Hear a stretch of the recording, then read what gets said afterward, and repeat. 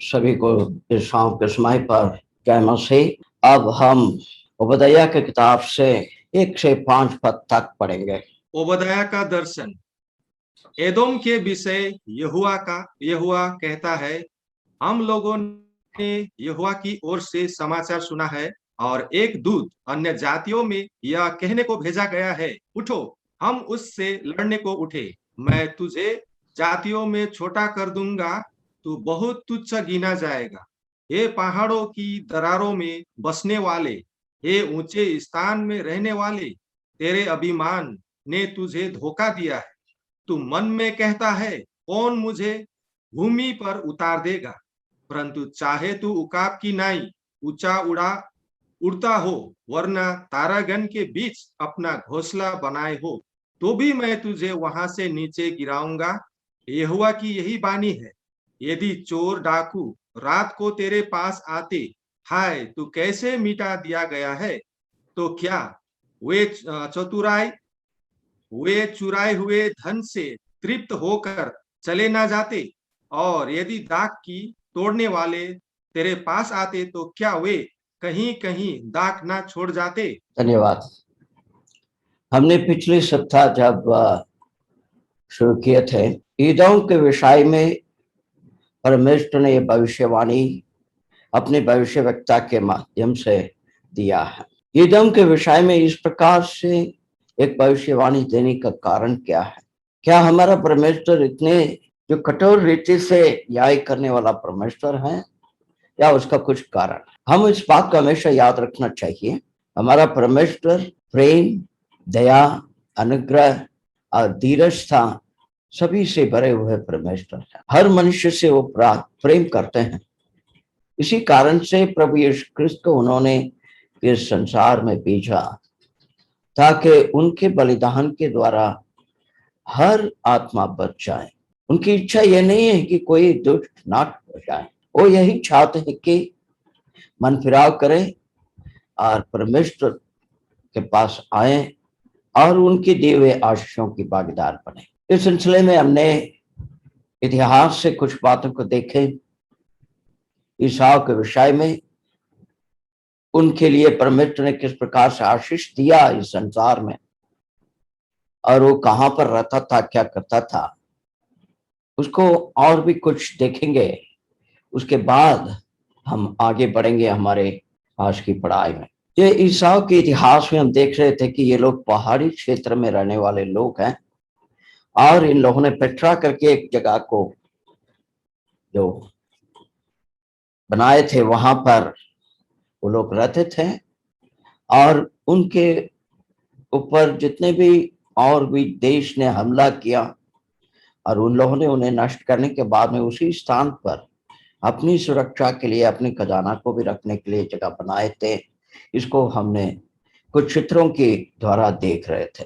यहूदा राज्य के ऊपर जब नेबुकदनेस्सर के आक्रमण हुआ, उसके बाद जब यरूशलेम और मंदिर को ध्वंस किया गया, उसकी नष्ट होने के बाद में कुछ ही समय के बाद ईदोम के स्थान के ऊपर भी उनकी हमला हुई। ये ओबदया की किताब में लिखी हुई बात, जैसे हम कहते हैं भविष्यवाणी का 3 प्रकार से उसकी प्रभाव होती है। एक है उसी समय के लिए संदेश है, और दूसरा आने वाले भविष्य के लिए, और तीसरा जो है बहुत समय के बाद में आने वाले भविष्य के लिए भी वो लागू होता है। जैसे यहूदा को बंधुआई में लेकर गए बेबीलोन में, उसके बाद में इनके ऊपर भी हमला जब हुआ, जैसे ओबदया की किताब में लिखा है, उस प्रकार से उन्हें नष्ट किया गया, और उसके बाद में वो लोग यहाँ पर भी अपने अधिकार को जमाए, और इस पेट्रा को भी उन लोगों ने प्रयोग किया। यहाँ पर इस पत्थर में ये प्रतिमा बनाया गया है, ये मेसोपोटामिया, खास करके बाबिलोन के लोगों के उपासना की तरीका और उनकी तरीका को भी यहाँ पर उन लोगों ने एक प्रतिमा के रूप में यहाँ पर बना के रखे हैं।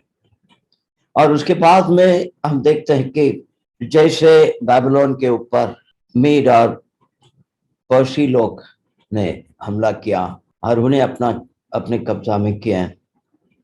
उसके बाद में अलेक्जेंडर आया जो यूनानी था, और उसके बाद में रोम के साम्राज्य आए। इन सभी समय पर भी इनके ऊपर हमला हुआ, फिर भी ये लोग बार बार उठ के आए। आखिर में हम देख रहे हैं कि प्रभु यीशु ख्रिस्त के समय के पहले, मलाकी के समय के बाद, यहूदा के लोग जो बंधुआई में वापस आए थे यहूदा प्रांत में, उनके बीच में मैकबियन रेवोल्यूशन करके, जो मैकबीज करके इतिहास में कहते हैं, उन लोगों ने ये जो इदोम के ऊपर हमला किया और उनके बहुत से जगहों को कब्जा भी किया, पर फिर भी इदोम लोग अपने राज्य को जमाया। आखिर में उनकी प्रांत को हम प्रभु यीशु ख्रिस्त के समय पर देखते हैं इदुमिया करके, और इदुमिया से आया हुआ राजा था हेरोड। इन सभी के बारे में कुछ बाद में हम एक दिन देखेंगे। मैं पहले जो भविष्यवाणी के समय, जो समय के पहचान के विषय में जब पढ़ाई किए थे, बहुत कुछ हमने देखे भी हैं। ये उनकी रहन स्थान, उनकी जो इतिहास की एक संक्षिप्त रूप से एक बात है। ये चित्र से आप समझ सकते हैं ये लोग भी कोई ऐसी टुकराए हुए नहीं थे, ये लोग भी आगे बहुत बड़े हुए लोग थे। इस किताब को पढ़ने के समय पर भी बहुत कुछ हमें इसमें से, इनके बारे में हमें बहुत बातें समझ में आता। अब हम और आगे बढ़ेंगे हमारे पढ़ाई में। ये उस जगह के जाने का जगह है, ये स्थान है। किस प्रकार से यह सब बहुत कठिन रास्ता है जिसको पार करके जाना पड़ता था। शत्रु आने का पहले से ही इनको पता हो जाता था और उनके ऊपर हमला कर सकते थे और संभाल सकते थे। जैसे मैंने पिछली बार बताए थे, उनके हर प्रकार के प्रबंध थे। यहाँ पर एक जो जगह है, ये एक बैठने का जैसी जगह है। यहाँ पर भी लोग कहते हैं कि जो सैनिक लोगों को रखते थे, दूर से शत्रुओं को देख सकते हैं, और इनकी ड्यूटी के समय पर वहां पर जो जरूरत चीजों को भी उनको दिया जाता था। और यहाँ पर जो आप देख रहे हैं, ये पानी का भी वहां पर व्यवस्था किया गया है। और इस क्षेत्र में बहुत सारे ऐसे जो धारा वगैरह थी, इसके द्वारा वो लोग बाहर के लोगों के हमला से बचकर भी, वो लोग आक्रमण किया तो भी बहुत दिन तक ये लोग यहाँ पर कुछ जीवन बिता सकते थे। पानी का व्यवस्था था और खाने का भी यहाँ पर बहुत कुछ व्यवस्था था इस पहाड़ी क्षेत्रों में। ये ईदों के विषय में परमेश्वर के वचन जो उपदेया के किताब में क्या कहता है, उसे हम संक्षिप्त रूप से देखेंगे। ये लोग जो है घमंड से भरे हुए लोग थे, और ये लोग पत्थर के बीच में, क्लेफ्ट ऑफ द रॉक जो बोलते हैं, इस पर बहुत मुश्किल से अंदर प्रवेश कर सकते हैं या बाहर निकल सकते हैं। वहां पर रहने वाले उसको अंदर बाहर करना जानते थे। बहुत से गुफाओं में भी थे। इस जगहों में ये लोग रहते थे, और इनके रहने वाला स्थान बहुत ऊंचे स्थान पर था। वहां पर शत्रु पहुंचना बहुत कठिन था। इस कारण से ये लोग अपने आप पर बहुत घमंड से विश्वास करते थे, हमारे ऊपर कोई कुछ नहीं कर सकता है, हम सबसे सामर्थ्य से और सुरक्षा से भरे हुए लोग करके। परमेश्वर कहते हैं इस किताब में, एक उखाब की तरह ये लोग अपने आप को ऊंचा कर लेते थे। दूसरे ने नहीं किया, उन लोग खुद को इस प्रकार से करते थे। हम उखाब के बारे में जानते हैं, ऐसे ऊंचे स्थान पर अपने घोंसला को बनाता है, कोई वहां पर पहुंच भी नहीं सकता, वहां पर अपने परिवार को बढ़ाता है, वहां पर रहता है, और उस ऊंचे स्थान से वो सभी को देख सकता है नीचे से, दूर दृष्टि भी उसका है। उसके द्वारा वो अपने शिकार को खेलता है।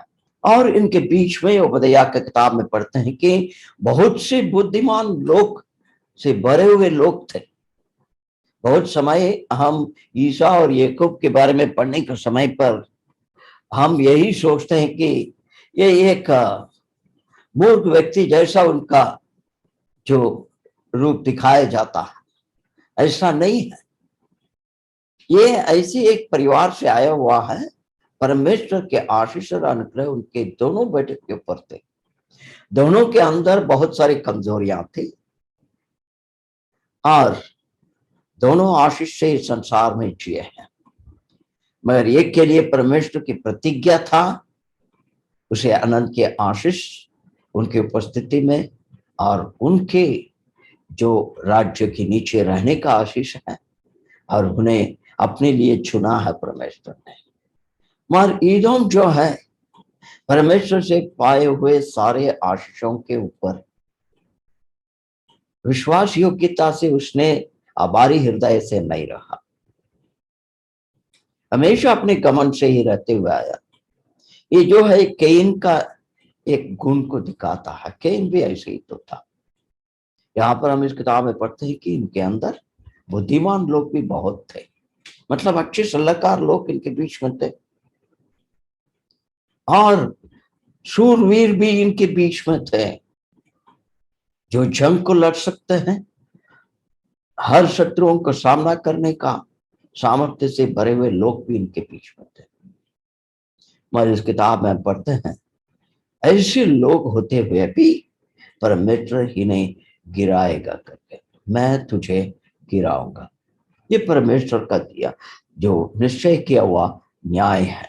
इस अवदया का किताब को इसके 1 से जो भी 21 पद तक जो है, इसे किस प्रकार से हम बांटे, मेरे जो दिखाए हुए एक सलाह है, आप लोग भी इसे पढ़कर विभिन्न तरीका से इसे बांट सकते हैं। 1 पद में परमेश्वर का संदेश है उनके ऊपर न्याय के विषय में, और 2 से 9 पद तक परमेश्वर का न्याय और ईसाव अर्थात ईदोम का चरित्र या गुण किस प्रकार से था, उस गुण के कारण से परमेश्वर के न्याय उनके ऊपर आए। 15 और 16 पद को जब पढ़ेंगे, उनके ऊपर उनके शत्रुओं ने किस प्रकार से व्यवहार किया उसे हम देखते हैं। 17 से 21 पद तक जब पढ़ते हैं तो अंतिम न्याय इनके ऊपर कैसे होगा और उनके लिए छुटकारा होगा या नहीं होगा, इसे भी हम पढ़ सकते हैं। और इनके ऊपर न्याय होने के बाद प्रभु के छुटकारा किस प्रकार से इस पृथ्वी पर होती है, उसे भी हम पढ़ सकते हैं। 10 से 14 पद तक हम पढ़ेंगे तो परमेश्वर के न्याय के कारण को वहां पर परमेश्वर बताया है।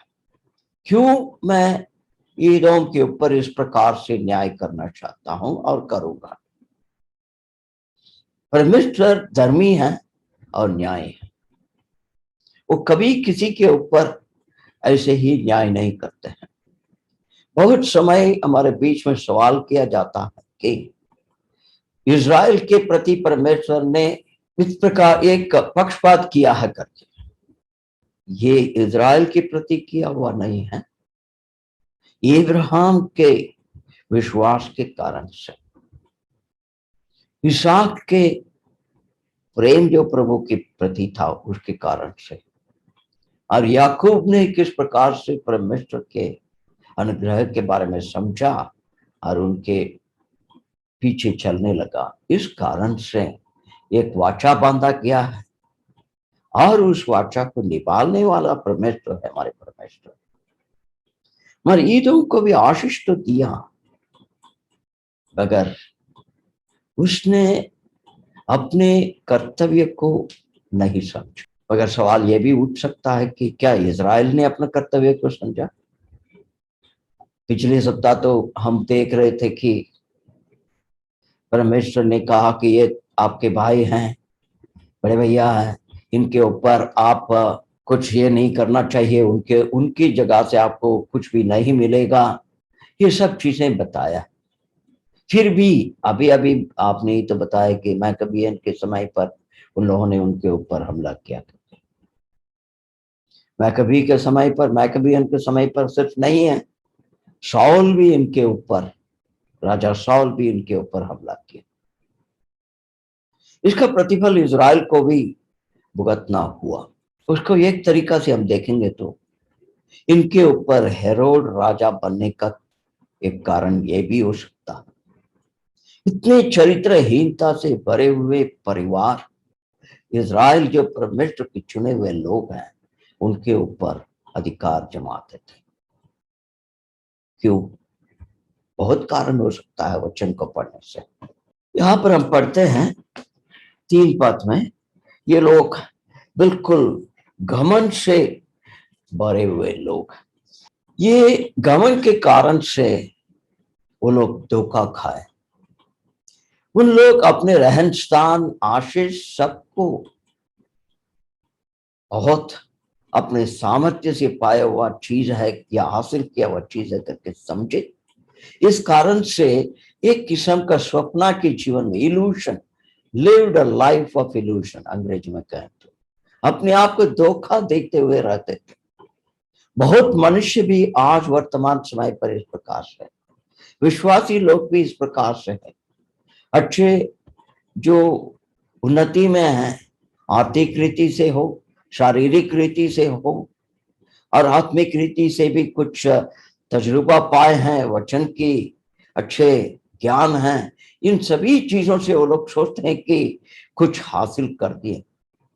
इस कारण से घमंड से भरे हुए हो जाते हैं। दिखावा करेंगे बहुत नम्रता के, मगर अंदर से इनके अंदर घमंड रहता है।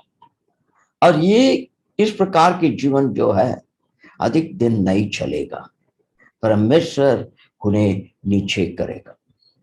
इस पद में लिखा है कि ये लोग, 3 पद को पढ़िए, दोबारा 3 पद को पढ़िए। ये पहाड़ों की दरारों में बसने वाले, ये ऊंचे स्थान में रहने वाले, तेरे अभिमान ने तुझे धोखा दिया है। तू मन में कहता है, कौन मुझे भूमि पर उतार देगा। तुम अपने मन में कहता है, मैं ऐसे स्थान पर हूं, मुझे कोई छू नहीं सकता है, मुझे कौन नीचे उतार सकता है। विश्वासी लोगों के मन में भी बहुत समय इस प्रकार से होता। जो रोमियो का किताब में पौलुस ने लिखा है, हमें कौन सी चीज मसीह के प्रेम से अलग कर सकता है करके, इस कारण से सोचते हैं कि हमारे विरुद्ध में कुछ भी नहीं हो सकता है। हमें ऐसी सुरक्षा दिया गया है कि हमारे ऊपर कोई कुछ हमला नहीं कर सकता है, हम जहां हैं वहां ही रहेंगे करके एक घमंड से रहते हैं। मगर वहां पर लिखा है कि ये सभी चीजों को देखने वाला परमेश्वर ही आपको गिरा सकते हैं। आपको कौन न्याय कर सकते हैं? संसार नहीं कर सकता है, मगर परमेश्वर कर सकते हैं। जो आपके लिए क्रूस पर मरा है, वो प्रभु के हाथ में सभी अधिकार। इसीलिए हर विश्वासी अपने आप को परमेश्वर की उपस्थिति में नम्रता से रहने का सीखना। जो भी परमेश्वर ने आशीष दिया है उसके लिए हम आभारी होना चाहिए, उसके प्रति घमंड नहीं करना चाहिए। हमने कुछ समय के पहले जो अय्यूब की किताब से भी जब पढ़ने के समय पर हमने देखे थे, अय्यूब को खुद को पता नहीं था उसके मन के अंदर किस प्रकार से एक घमंड आ गई थी और वो किस तरीका से उसे बाहर लेके आता है कष्ट के समय पर और उसे परमेश्वर प्रकट करते हैं। मगर फर्क ये था ईदम और अय्यूब के बीच में। अय्यूब इन सारी बातों को जब समझा, परमेश्वर ने और भी उसको जब समझाया तो कुछ प्रश्नों के द्वारा उनसे पूछा, तब वो अपने परिस्थिति को समझकर परमेश्वर के सामने नम्र बना। उसने इस बात को समझा है कि यदि परमेश्वर ने मुझे इस स्थान पर रखा नहीं होता तो मैं ऐसे होने का योग्य नहीं है। इसीलिए हम अभिमान से, जैसे भी पढ़ा गया है, उससे बढ़कर हम घमंड नहीं करना चाहिए। और परमेश्वर कहते हैं मैं तुझे नीचे लेके आऊंगा। इसलिए हम कुछ इस अभिमान के विषय में कुछ बातें पवित्र शास्त्र से देखेंगे, जो सीखने वालों के लिए ये बहुत ही लाभदायक होगा करके मैं विचार करता हूं, और जो वचन को जानते हैं उनके लिए ये दोबारा एक याद दिलाने वाले मौका हो गया।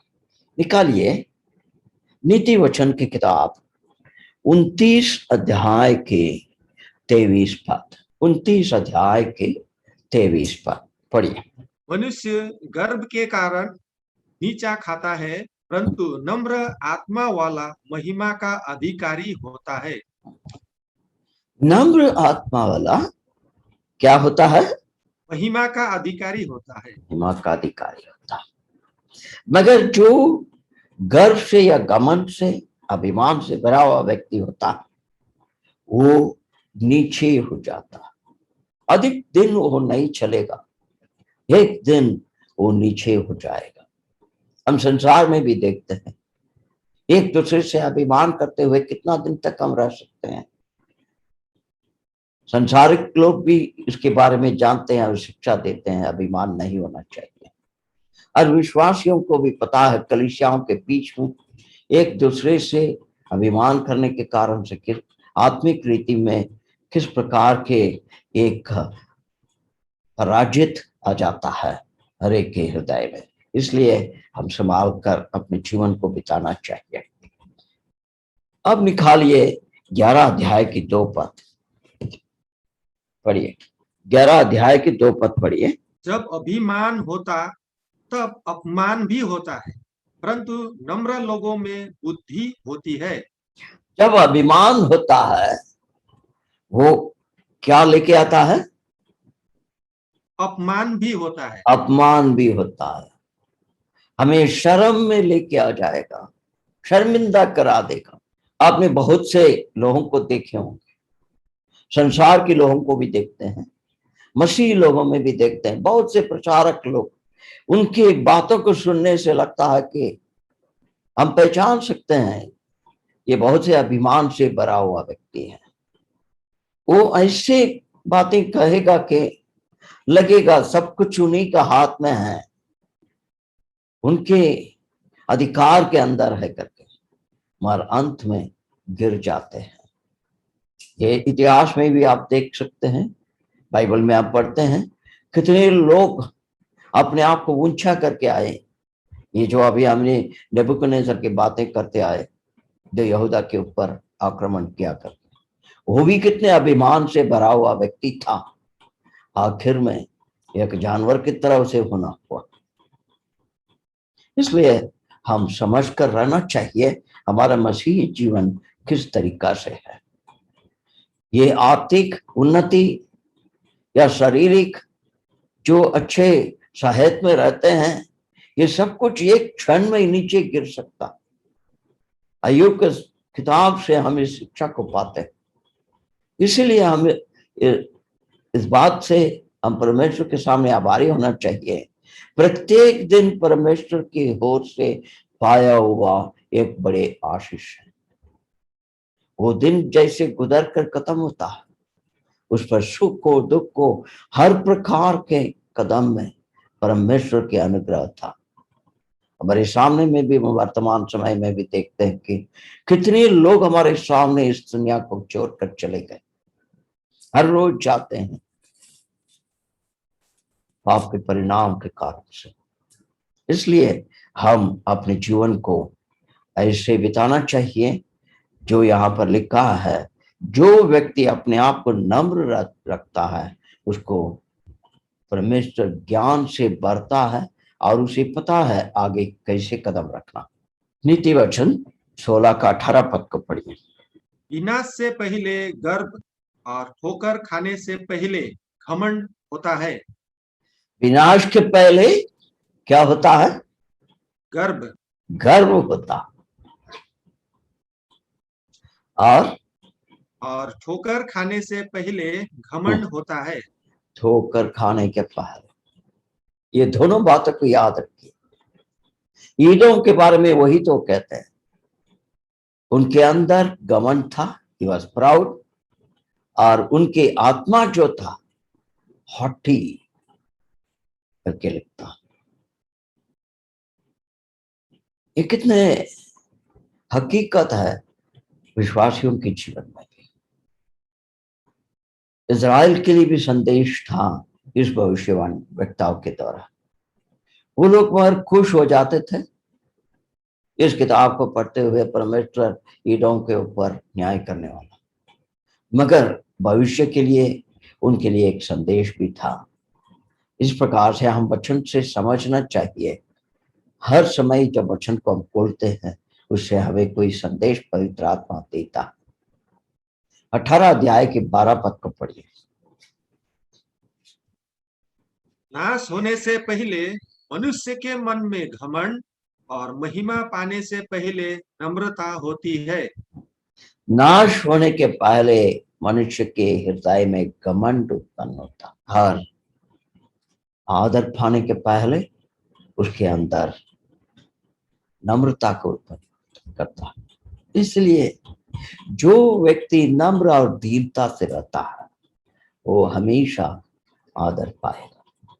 प्रभु यीशु कृष्ण ने खुद कहा, तुम मेरे पास आओ, मेरे बारे में सीखो, मैं नम्र और दीन हूं। उनकी जैसे नम्र व्यक्ति को हमने देखे नहीं है, मगर परमेश्वर कहते हैं कि मूसा भी ऐसे था करके। मूसा एक साधारण मनुष्य की तरह, वो उसके अंदर भी बहुत से मानसिक भावनाएं बहुत कुछ होती थी। गुस्सा हो जाता था, निराश हो जाता था, मगर फिर भी वो नम्र था और दीनता से अपने आप को परमेश्वर के सामने और लोगों के सामने रखकर जीवन बिताया। पहला तिमोथी 3 अध्याय की 6 पद। फिर यह कि नया चेला ना हो, ऐसा ना हो कि अभिमान करके शैतान का सा दंड पाए। यहां पर पौलुस ने जब तिमोथी को चिट्ठी लिखता है, ये एल्डर और डीकन के विषय में, वहां पर ये लिखता है कि नया चेला नहीं हो।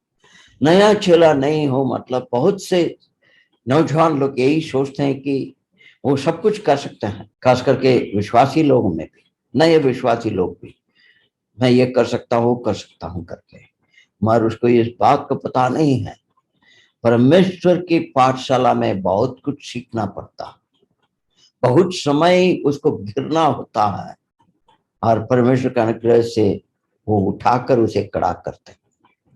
मनुष्य के अंदर हुए घमंड जितने गिरते जाता है उतना ही वो आत्मिक रीति से परिपक्वता में आता है, तब वो परमेश्वर की कलीसिया के जिम्मेदारी को संभाल सकता है। इसलिए यहां पर लिखता है कि जब वो गर्व या घमंड से भरा हुआ हो जाता है उसको शैतान प्रयोग करेगा ताकि वो उसके जीवन में पराजित को लेकर आए। कलीसिया के ऊपर शैतान की नजर यही है, उनकी जो नेतृत्व जो चलाते हैं उनके ऊपर वो पूर्ण ध्यान देगा, इन्हें किस प्रकार से गिरा सकता है। एक आदमी को भी गिरा दिया तो उसका पूरा काम सफल हो गया और उस एक व्यक्ति के माध्यम से सारा स्थानीय कलीसिया को वो विचार सकता है। ये हम इतिहास में भी देखे हैं, वर्तमान समय में भी बहुत जगह में हम देख सकते हैं। जब एक आदमी मन में ये सोचता है कि मैं सब कुछ हूं या मेरे हाथ में मुझे सामर्थ्य है या मुझे ज्ञान है, मुझे ये है वो है करके जब सोचना शुरू करेगा उस समय पर शैतान अपने जाल को फंसा देगा। उस जाल में फंसकर वो नीचे गिरना होगा। इसीलिए ये बात हम ध्यान में रखना चाहिए, व्यक्तिगत जीवन में हो या कलीसिया के जीवन में हो, हर कदम हम जो उठाते हैं वो परमेश्वर के अनुग्रह से है, परमेश्वर के सामर्थ्य से ही उठाते हैं। उनकी सलाह के बिना हम एक कदम भी आगे नहीं बढ़ सकते। सुख हो दुख हो उनकी अगुवाई चाहिए, वो जब कहेगा आगे बढ़ो, कदम रखो, हमें रखना है। इस प्रकार की परिस्थिति में जब तक एक लीडर नहीं आएगा वो परमेश्वर के दी हुई जिम्मेदारी को निभा नहीं सकता। इसलिए हम एदोम के जीवन से, उनकी गर्व या घमंड के हृदय से किस प्रकार से दूर रहना है उसकी शिक्षा को हम सीख सकते हैं। और ये लोग जो है वो ख्वाब की तरह अपने आप को ऊपर बढ़ाते थे। ये भी हम 3 पद में पढ़ते हैं या 4 पद में पढ़ते हैं। 4 पद को पढ़िए, वो बताइए 4 पद को पढ़िए। परंतु चाहे तू उकाब की नहीं ऊंचा उड़ता हो, वरना तारागण के बीच अपना घोंसला बनाए हो, तो भी मैं तुझे वहां से नीचे गिराऊंगा। यहोवा की यही वाणी है। वो कहते हैं यहाँ पर, एदोम तुमने अपने आप को ऐसी परिस्थिति में रखा है, लोग तुझे देख करके जलन कर सकते हैं। जैसे मैंने एक चित्र को दिखाया, क्या इस प्रकार से करना आसान है? अपनी जगह को ढूंढना और ऐसी जगहों में रहना, यह आसान है क्या? कितनी बुद्धि चाहिए इसके लिए, कितनी सामर्थ्य चाहिए, और कितने जो आर्थिक बातें चाहिए इस प्रकार से बढ़ाने की। आपने दूसरे लोग आपके ऊपर जलन करने का इसी स्थान पर अपने आप को उठा के रखे हो। उकाब को जब हम देखते हैं, वो बहुत ही एक आकर्षित करने वाली एक पंक्षी है, और वो जब ऊपर उड़ते रहता है, वो जैसे ऊंचे तक उड़ते उड़ते जाता है, अपने हाइट को बढ़ाते हुए जाएगा, दिखने में बहुत सुंदर रहता है। कोई उसके उड़ने में ये नहीं देख पाते हैं कि कोई गलती हो क्या करके, मगर ये सब करते हुए उसकी नजर किस बात पर रहता है? मेरे शिकार कहाँ, जो उससे कमजोर वर्ग है उनके ऊपर वो शिकार करेगा, उन्हें पकड़ कर लेके जाएगा। इसीलिए स्थानीय कलीसियाओं में बहुत होशियारी से हम रहना चाहिए। हर समय पवित्र आत्मा के अगुवाई और वचन के ज्ञान की आवश्यकता नहीं है। तो बहुत से लोग ऐसे अपने बातों से आकर्षित करके हमारे कमजोरी समय पर हमारे ऊपर आकर के शिकार कर देंगे, हमारे मसीह जीवन को बिछाड़ देंगे इधर उधर करके। इसके बारे में पौलुस ने बहुत चेतावनी दिया है अपनी चिट्ठियों में। और यहाँ पर यह भी कहते हैं कि ये अपने घोंसला को कहाँ पर बनाते हैं? 4 पद में देखिए, पढ़िए। परंतु चाहे तू उकाब की नहीं ऊंचा उड़ाते हो, वरना तारागण के बीच अपना घोंसला बनाए हो। तारा झन के बीच, मतलब इतने ऊंचे पर। कुछ पहाड़ के ऐसे क्षेत्रों को जब देखते हैं, वहां पर जब घर कोई बिल्डिंग बनाया हुआ हम देखते हैं, तो हमें आश्चर्य होता है कि यहाँ पर पहुंचे कैसे होंगे उन जमाने में, ऐसे लगता है। उकाब भी ऐसा है, वहां पर अपने बच्चों को पैदा करते हैं, वहां से अपने बच्चों को सिखाते हैं। वचन में एक जगह में ऐसे भी लिखा है कि वो जब शिकार खेलेगा अपने बच्चों को भी साथ में लेके आएगा। वो जो है, वो शिकार जो हो गया है उस जंतु के लहू को पीता है उसके बच्चे करके। परमेश्वर कहते हैं, तुम्हें मैं नीचे गिरा दूंगा और तुम्हारे जो स्वप्न की दुनिया से मैं तुझे नीचे लेके आऊंगा। ये परमेश्वर कहते हैं। इस विषय में एदोम के एक बात ऐसा था कि उसने किसी भी इजराइल की बातों पर संतुष्ट नहीं हुआ। वो यही सोचता था कि ये बंधुआई में चला गया अच्छा हो गया, मगर जब उन्हें एक राष्ट्र के रूप में वापस लेके आए, उस समय पर उनको अपने क्षेत्र से जाने को भी नहीं। उसके बाद में भी पीढ़ी पीढ़ी से उनके अंदर इजराइल के आशीष और इजराइल की परिस्थिति के ऊपर बहुत जलन था, और मन में उनकी शत्रुता को बढ़ाते हुए गए उनके विरुद्ध। उनकी नाश होना या नष्ट होना देखना चाहते। उसने अपने मन में गलत रीति से आशीष को भी पाले, मतलब जो प्रभु ने मना किया है उस चीज को भी करके कुछ पा जाए, इस प्रकार की एक भावना थी। इसके बारे में समझने के लिए हम देंगे तो नीति वचन का 9 अध्याय के 17 पद में देखिए। चोरी का पानी मीठा होता है और लुके छिपे की रोटी अच्छी लगती है। आपको ये बात उत्पत्ति की किताब से समझ में आया होगा। जब याकूब वापस आ रहा था, ईसा ने उसको जाकर के मिला, मगर ईसा आ रहा करके जब उसको पता हुआ तो याकूब ने कुछ उसको भेंट या गिफ्ट भेजा। जब ईसा आया तो उसने पूछ रहा है कि भाई ये सब क्या है, ये क्या चीज? नहीं, मैंने तुझे दे रहा। याकूब का भी कुछ मतलब था वो देने का, मगर ईसा उस समय पर कहता है मुझे ये सब कुछ नहीं चाहिए, मेरे पास में बहुत है। मगर फिर क्यों यहूदा प्रांत को बाद में चाहा? सब कुछ परमेश्वर ने दिया है तो भी फिर क्यों परमेश्वर के लोगों के लिए दी हुई स्थान के ऊपर हमला करना चाहता? यही मनुष्य की स्वभाव है। इसलिए हम इस बात पर ध्यान देना अवश्य है, हम अपने जीवन को कैसे बिताते। हम प्रत्येक एक क्षेत्र, एक स्थान परमेश्वर ने दिया। हम प्रत्येक के लिए एक खास जीवन परमेश्वर ने दिया, उसे हम समझना चाहिए।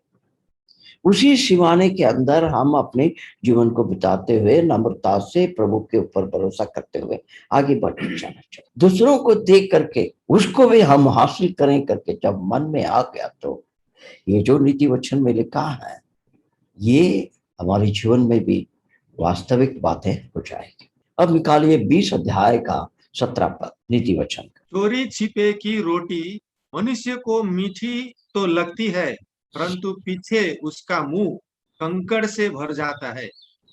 चोरी किए हुए या धोखा दे करके या छल में फंसा करके कमाए हुए रोटी शुरू में बहुत मीठा रहता।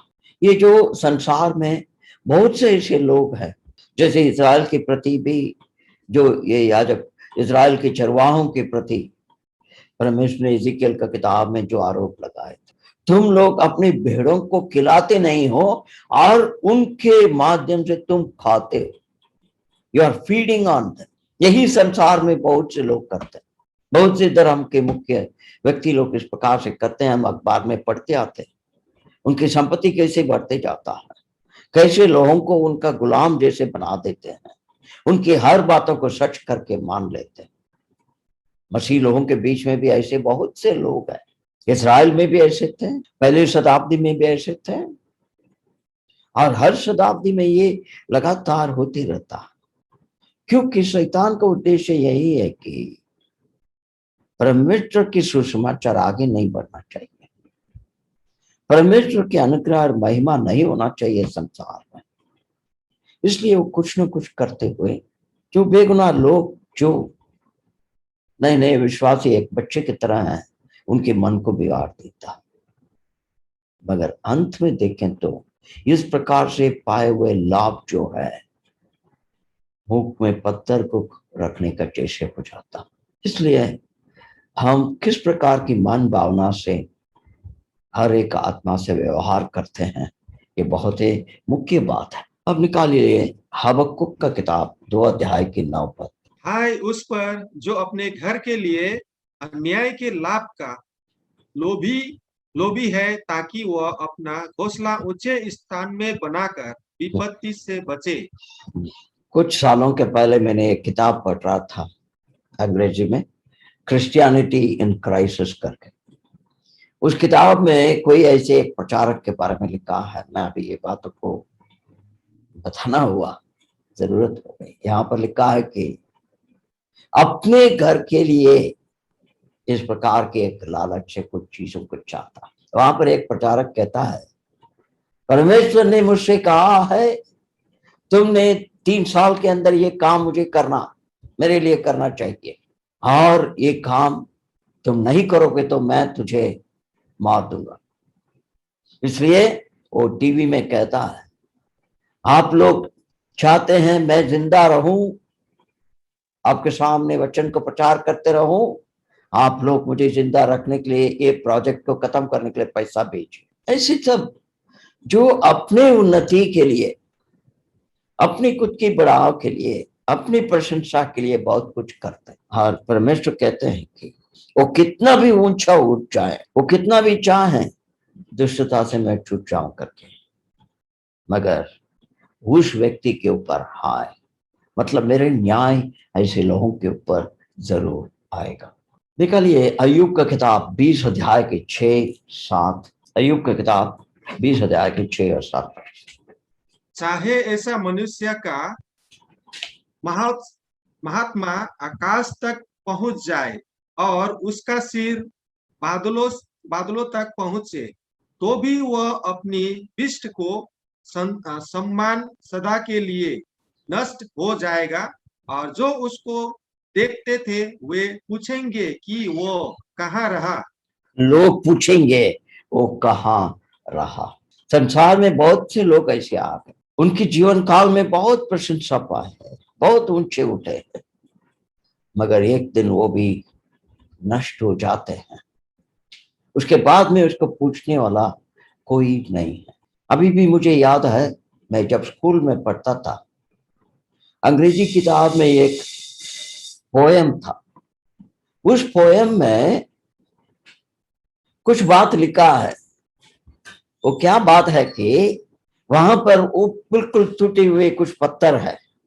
उस पत्थर में लिखा है, देखो ये मेरा देश है, मैंने कितना सुंदर इस जगह को बनाया है, कितनी शान से इसको मैंने बढ़ा कर रखा हूं, मैं इस जगह का राजा हूं, मुझे इतना पराक्रम से इस जगह को बनाकर भविष्य के लिए मैंने सब कुछ किया होगा। उस राजा का पुतला भी नहीं है, उस शहर भी नहीं है, एक छोटी सी पत्थर है, उसमें लिखी हुई बात। वो कौन है वो राजा, वो भी निशान नहीं। इस प्रकार से हो जाते हैं। मगर परमेश्वर के जीवित वचनों पर परमेश्वर ने जिन जिन को चुन करके लगा के रखे हैं, विश्वास योग्य लोग है करके, उनकी नाम आज भी है।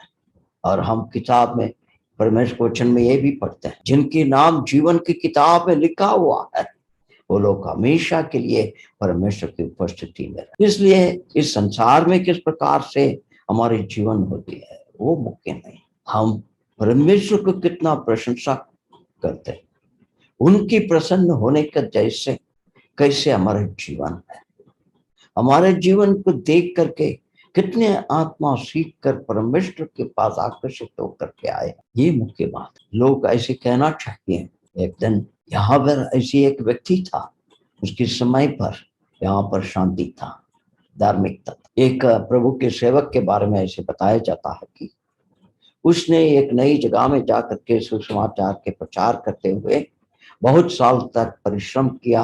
वहां पर आत्मा बचे, वहां पर रहे हुए लोगों के जीवन इतना अच्छा नहीं था, बिल्कुल गिरे हुए तरीका के जीवन था। परमेश्वर के अनुग्रह से वहां पर परिवर्तन आए, सब कुछ हो गया। बहुत साल के बाद में एक व्यक्ति वहां से गुजर रहा था और वो एक टूरिस्ट प्लेस था, इसलिए वहां पर जाकर के उसने यही चाहा कि मधुबान मिलाएगा क्या करके। वहां पर जाकर के पूछा तो उस गांव के लोगों ने उनसे बताया कि जब फलाना व्यक्ति इस जगह में कदम रखा, उसके बाद में ऐसी चीजों के नाम ही हमें पता नहीं है। तब वो व्यक्ति ताजुब हो गया, क्या ऐसे भी एक गांव हो सकता है, और उसके जीवन में परमेश्वर की वचन की परिवर्तन आई है। इस बात को ऐसे बहुत से उदाहरण हम इतिहास से देख सकते हैं।